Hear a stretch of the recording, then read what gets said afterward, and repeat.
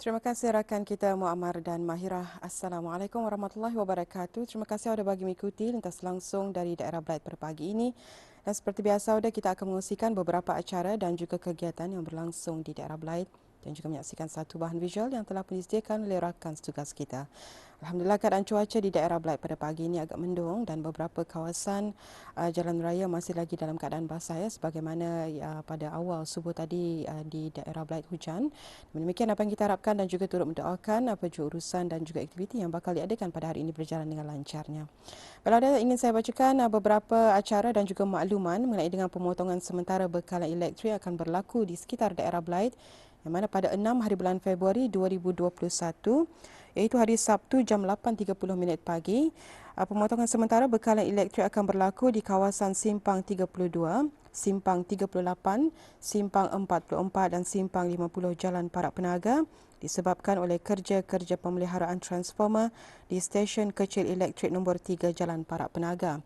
Manakala pada 9 hari bulan Februari 2021 hari Selasa pada jam yang sama 8.30 pagi, kawasan yang terlibat ialah kawasan Jalan Datuk Shah Bandar, Jalan Masjid, Jalan Sultan dan Jalan McCarran Kuala Belait juga disebabkan oleh kerja-kerja pemeliharaan transformer di stesen kecil elektrik Datuk Shah Bandar, Jalan Datuk Shah Bandar Kuala Belait.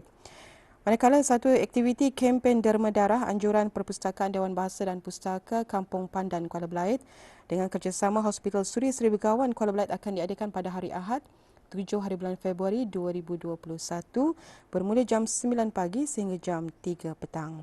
Belaudah itu dia beberapa info semasa dan sekarang perkata kita beralih bagi menyaksikan bahan visual yang telah disediakan untuk pagi ini.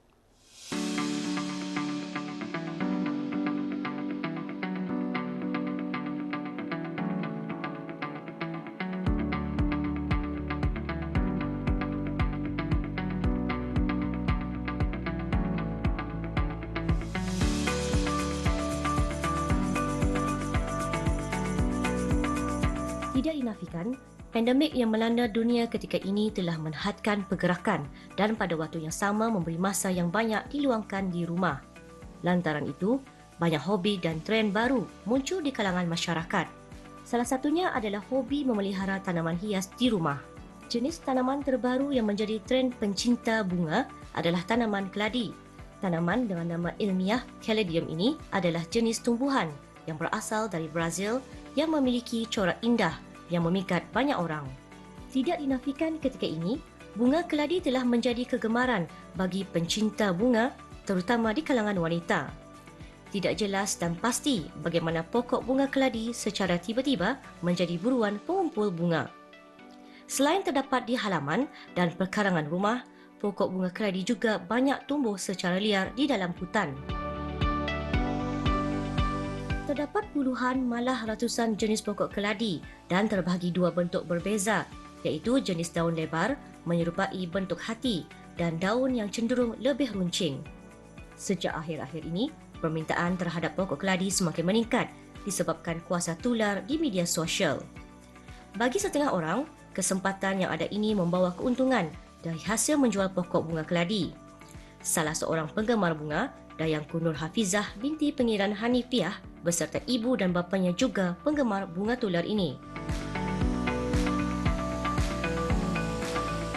Bunga keladian ni digelai pasal bentuk warnanya berunikan. 8 ke 9 jenis bunga keladi yang kami ada. Komando, Red Star, Florida Clone, Big Buster, Chris Merah. Proses penanamannya kami dibagi budget tu.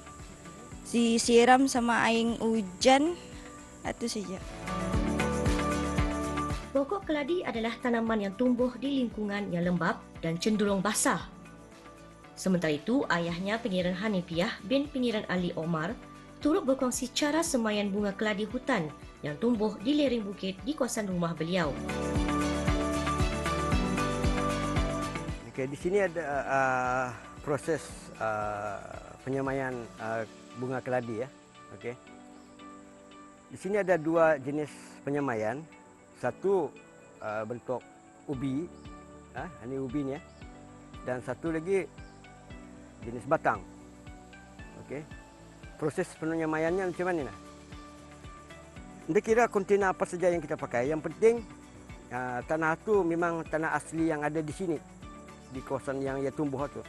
So ubi ini boleh kita masukkan ke tanah, tanam saya macam mana, ditutup sedikit, dan proses penanaman batang keladi ini pun sama juga. Macam mana? Selepas itu terpulang arah kita, sama ada kita mau menyiram tarus ataupun kemudian boleh juga, tapi disyorkan penjagaannya menggunakan air hujan sajalah, tidak payah yang ada kemikal ubat seperti B1. Asalnya yang pernah dalam 2 minggu ini kami proses pertama ini memang sudah macam mana, dan ini proses ke sehari atau 2 hari ya, dan ini proses ke 3 ke 4 hari. Jenis ini sama saja, sama ada yang menggunakan tadi keladi, ubi itu ataupun batang, prosesnya 3 ke 4 hari macam mana. Ini adalah proses bunga komando. Untuk pengetahuan juga, kami mendapat bunga-bunga keladi ini hingga yang kami beli daripada pihak yang tertentu. Pasalnya yang arah kami ini ia tumbuh sendiri. Seperti kalau habis kita melihat, kami menggunakan label bendera yang ada terpacak yang di ring-ring bukit ini, ia tumbuh dengan sendiri.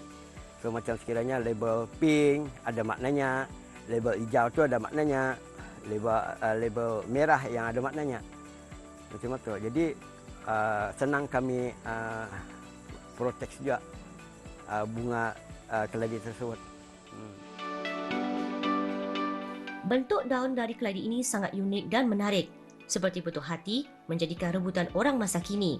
Selain itu, warna daunnya yang begitu cantik tidak hanya berwarna hijau, tetapi ada juga yang berwarna merah, ungu, putih dan banyak lagi. Dengan gabungan warna yang indah, tanaman ini sesuai dijadikan tanaman hiasan, sama ada ditanam dalam pasu atau di halaman rumah.